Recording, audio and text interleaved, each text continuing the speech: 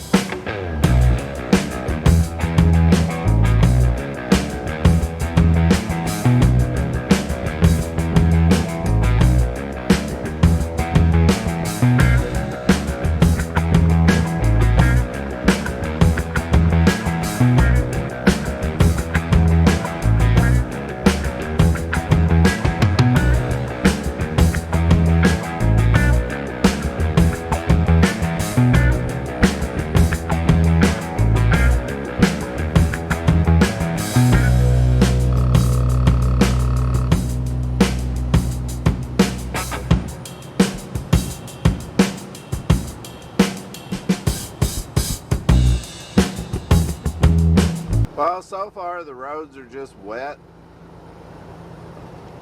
I see some spray coming off of my tires.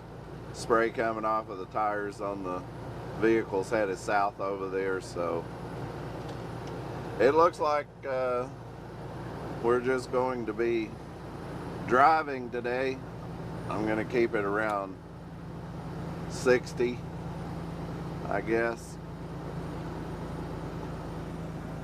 We'll just see how it goes. Doesn't look like it's going to be that bad until we get up to Cincinnati.